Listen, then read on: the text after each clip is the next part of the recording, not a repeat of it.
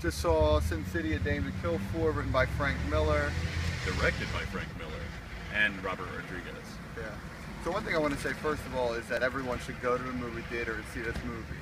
And why they should do it is because it's an R-rated comic book movie, and it's a hard R.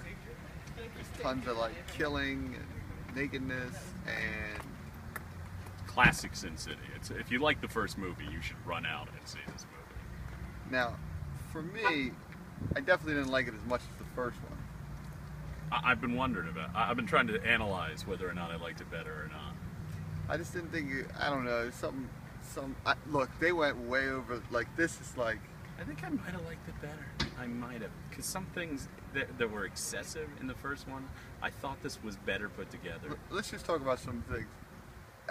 Eva Green, Oh my God. she's naked literally at least More than- 25 minutes in the movie. She's naked more than she's dressed in this movie. She is literally, her costume is typically nothing throughout the movie. She is, every time you see her, you will see her breasts more than you see her face sometimes. Yeah, and the movie's like highly stylized, so Much like the original Sin City. totally like, you know, it's black and white with color splashed throughout. Sort of, it's done just in a way that's kind of consistent, sort of introducing a new element to the story. They splash some color or something to that effect. There's a narrator throughout the movie. Changes depending on whose story it is. There's different narrators depending on whose story they're telling. Because much like the original Sin City, this is a series of short stories that they weave into a consistent story. I like that more. In this one, how the characters interacted, I liked it. I agree. More than As I said, in the first film, it felt very anthology. This felt like a more cohesive story. Definitely that, but I think it lost something because of that. Because I thought that the last one was sort of like, it kept you questioning how this all was going to tie together to the very end. It's true. And in this one, it was much more cohesive. Yeah, a lot more Marv in this one. Mickey Rourke's Marv is in this a lot. And I liked that they had the same actors, but I thought a lot of them looked old. With two exceptions. Yeah. Dennis Haysbert replaced Michael Clark Duncan. Yeah, obviously because he died. And for less obvious reasons, Clive Owen was replaced by Josh Brolin. Yeah, I don't know why they did that. I don't know. I think Brolin's a better actor than Owen. So, at any rate, at least in the part, I thought that he. So it was an action movie. It was a comic book movie. So it was original. The colors, the style of it, the different shots. Gorgeous film. Yeah, the action sequences were cartoony, but yet badass. It's true to the form. True to the form. Right. And this is much like the last Sin City. This is like the comic book page come to life, in motion. Right, and it's like this dark twisted, from the dark twisted brain of Frank Miller. Film noir. And then film noir, and so the dialogue. Sometimes you're like, is this style or is this bad dialogue? Those are the thoughts I was having. It did not even occur to me. I don't question it because it is so. The dialogue is in keeping with the style of the film. What did you think of the performances? I thought they were good. Actually, though, I thought it went long. Was that the only one thing in that? Did you think it was long? I didn't. Not long at all. No. I felt. I felt the length during the Jessica Alba arc, during the Nancy Callahan arc, which of everything that felt true to the flavor of it, her story rang a little false for me. And I don't know, maybe that's a shortcoming of Jessica Alba as an actress.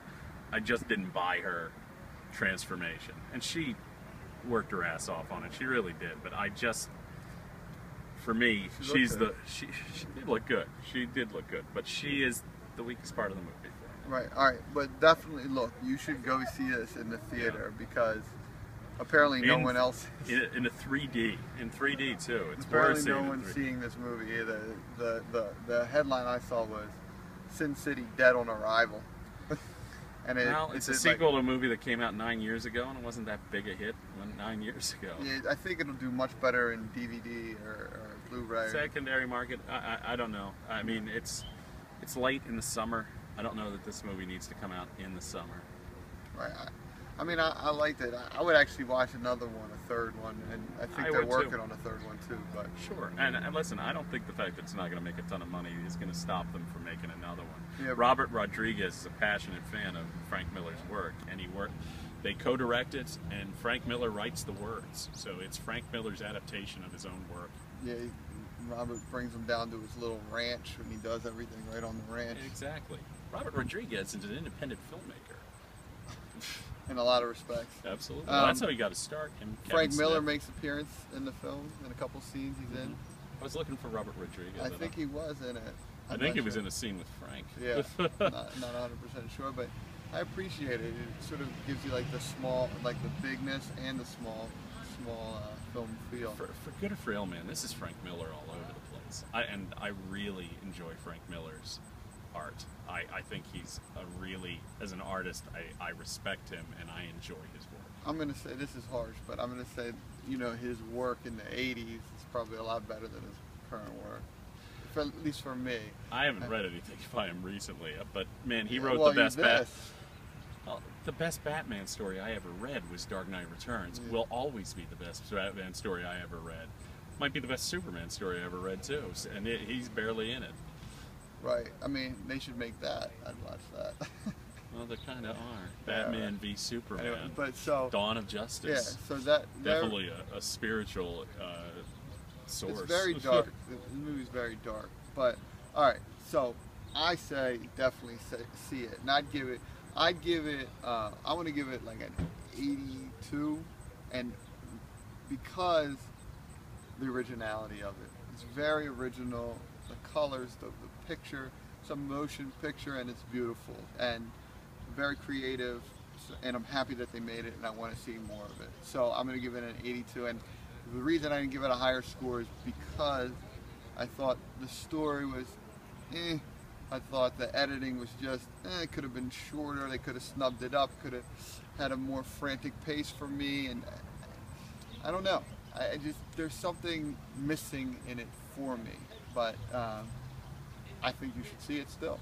I agree. I think you should see it, particularly if you like the first one, because this is very much just a continuation of the first one. And I give it a similar score, but I'll go a little higher because I think it's just beautiful. Too beautiful not to give at least. I'll give it an 88.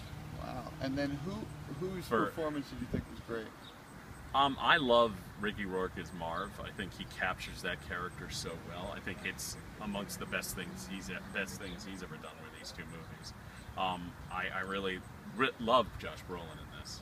I don't miss Clive Owen because of his stellar performance. Ava Green,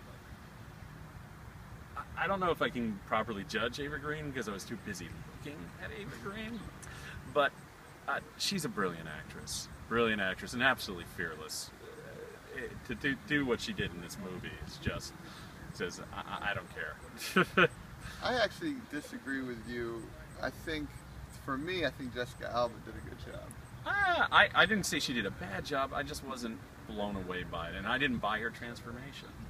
I did, and I liked Brolin in the first half of the movie.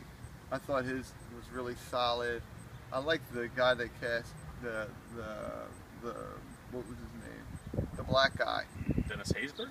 Yeah, Dennis Haysbert. Good. Yeah, man, he did a great job replacing Michael Clark Duncan. Yeah, he did a great job. He actually had more to do in this too. Michael Clark Duncan was like in the movie but barely said a word, which is keeping with the character. But honestly, Dennis Haysbert has a lot more to say, and he does a really good job of projecting menace in this.